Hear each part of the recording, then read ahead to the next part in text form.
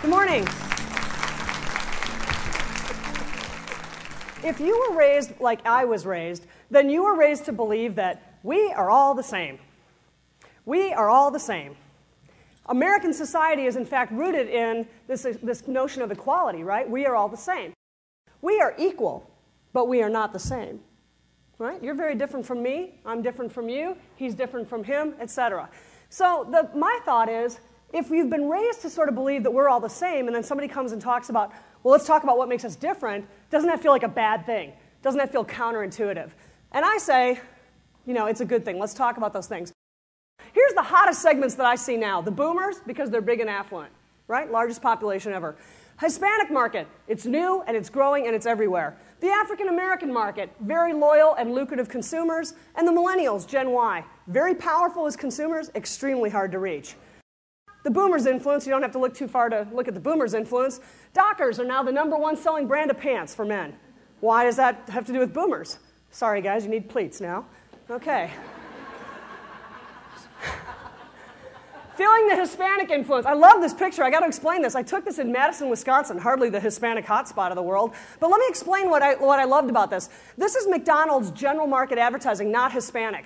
And I know the people who worked on this campaign. They were launching their premium Fiesta salad. Now, we all know the word Fiesta is Spanish, and we know that this is particularly a taco salad, if you will. It's in a taco shell bowl, and it's got the little ground beef and the guacamole and all that stuff on top. So if it's a Mexican taco salad, and you're going to give it a Fiesta name, then surely you're going to market it with a little Latin flair, right? So let me tell you how the ad agency and the client conversation went. The ad agency unveiled this headline and said, here's the concept. You ready? It's nuevo. Get it? Spanglish. One word English, one word Spanish, right? It's nuevo. Ta-da! And the client's like, do you think people are really going to know that word, nuevo?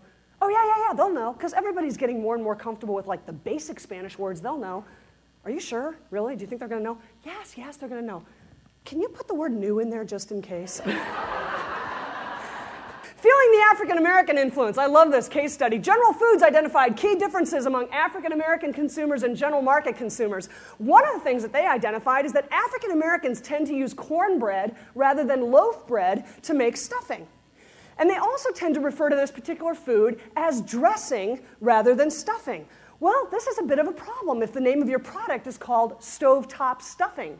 It's not called stovetop dressing, right? So the first thing that they did was they created the cornbread version of stovetop stuffing, and then they marketed it with an ad that said, the box says stuffing, but the taste says dressing. Awesome. The #1 strategy, if you're going to reach into a new target, is to be relevant. It doesn't matter what you say. If you're not relevant, you can say it in the best way possible, and nobody's going to care.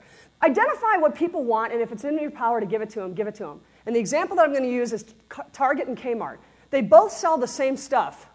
You want a laundry basket, a set of sheets, you can go buy it at both places and probably pay very, very similar prices. So why is Target doing so well? And why is Kmart closing stores all over the country? Because Kmart built their entire brand on we're cheap, right? We're cheap, we're going to save you money. And what Target built their brand on was style on a budget. Just because I'm on a budget doesn't mean I don't have good taste, doesn't mean I don't appreciate Massimo clothing and Michael Graves and Philip Stark. And the benefit of style on a budget is it gives me value with dignity. We all want value. We all want to save money. We just don't want to be embarrassed about doing it. So if you say to me, cute tank top, Kelly, and I go, I know, $12, Target. I'm bragging, right? Do you think I'm going to go, $12, Kmart?